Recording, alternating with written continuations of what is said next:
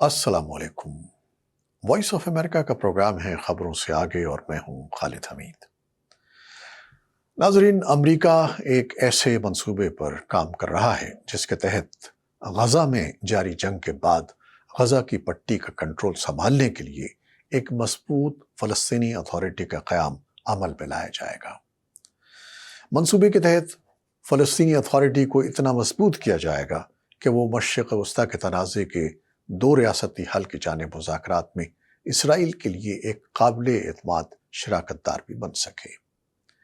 لیکن اسرائیل کو اس منصوبے سے اتفاق نہیں ہے۔ اسرائیلی وزیر اعظم بنیامین نیتن نے غزہ میں فلسطینی اتھارٹی کو دوبارہ منصب دینے کی کسی بھی کوشش کو روکنے کا عزم ظاہر کیا ہے۔ ان کا کہنا ہے کہ غزہ کو ہتھیاروں سے پاک کرنے کے لیے صرف اسرائیل کی دفاعی افواج پر ہی بھروسہ کیا جا سکتا ہے۔ اب دیکھتے ہیں کہ فوری طور پر درپیش چیلنجز کیا ہیں۔ امریکہ کو فلسطینی اتھارٹی کو مضبوط بنانے کے منصوبے پر عمل درآمد میں دو بڑے چیلنجز کا سامنا ہے۔ ایک اسرائیلیوں کو اس منصوبے میں شامل کرنا اور دوسرا فلسطینیوں کو اس کے لیے تیار کرنا ہے۔ اس وقت فلسطینی اتھارٹی کو فلسطینی عوام کا اعتماد ویسے حاصل نہیں جیسے اسے غزہ کی سلامتی اور مستقبل کے انتظام و انصرام کے لیے درکار ہوگا۔ فلسطینی اتھارٹی سال 1994 میں قاہرہ معاہدے کے تحت قائم ہوئی تھی۔ اس کی فوج نے مغربی کنارے کے تقریباً 40% حصے میں کام کیا ہے اور اسرائیلی فوج کے چھاپوں اور اسرائیلی آبادکاروں کی توسیع پسندانہ سرگرمیوں کے دوران فلسطینی اتھارٹی کی فوج علاقے میں نظم و ضبط برقرار رکھنے کا کام کرتی رہی ہے۔ خیال رہے کہ اسرائیل مغربی کنارے کے باقی 60% حصے کو کنٹرول کرتا ہے اور اس علاقے میں لوگوں اور سامان کی نقل و حرکت کو کنٹرول کرتا ہے۔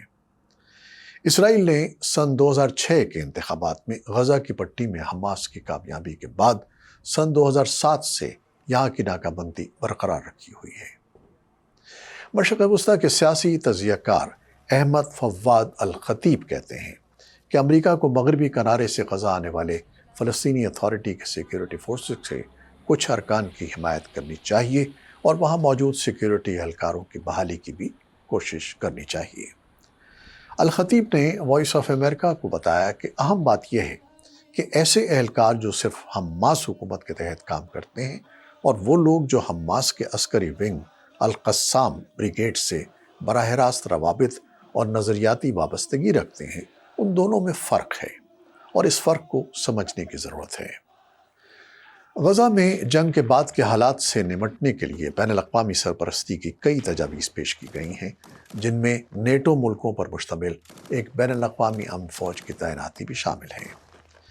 یہ تجویز اسرائیل کے سابق وزیر اعظم ایہود اولمرت کی طرف سے آئی ہے۔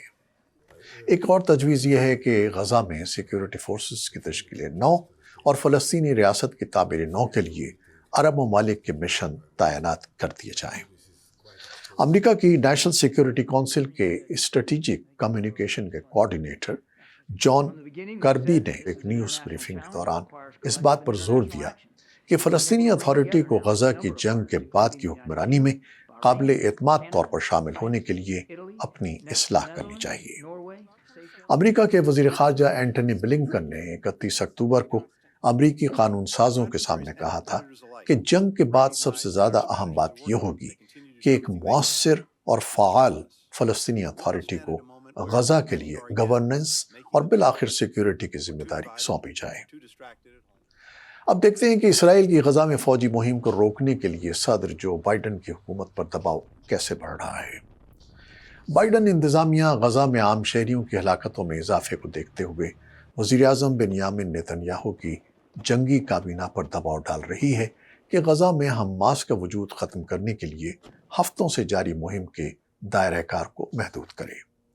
صدر نے ڈیموکریٹک پارٹی کے عطیہ دہندگان سے خطاب کرتے ہوئے یہ بھی کہا کہ اسرائیل غزہ پر اندھا دھند بمباری کی وجہ سے بین الاقوامی حمایت سے محروم ہو سکتا ہے اور نیتن حکومت کو سخت گیر موقف رکھنے والے عناصر سے خود کو الگ کرنا چاہیے۔ صدر بائیڈن کے سخت الفاظ سے یہ پیغام ملتا ہے کہ وہ اس تنازع کے دو ریاستی حل کے لیے مناسب عناصر کی طرف دیکھ رہے ہیں۔ دشمنی کو مستقل طور پر ختم کرتے ہوئے ایک آزاد فلسطینی ریاست کی تشکیل پر سوچ بچار کر رہے ہیں۔ صدر بائیڈن کے نقطۂ نظر کی وضاحت کچھ اس انداز میں کی جا سکتی ہے کہ صدر بائیڈن کہتے ہیں کہ وہ حماس کو ختم کرنے کے اسرائیل کے مقصد کی حمایت کرتے ہیں، لیکن ان کی دوسری ترجیح یہ ہے کہ اسرائیل کو ایک ایسے انداز میں متحد کرنے کے لیے کام کیا جائے جو دو ریاستی حل کے آغاز کے لیے آپشن فراہم کرے۔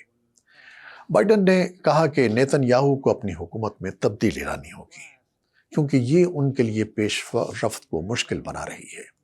صدر بائیڈن کے اس بیان کو بعض لوگ اسرائیل میں بینی گینٹس جیسے اعتدال پسندوں کی جانب اشارہ سمجھتے ہیں۔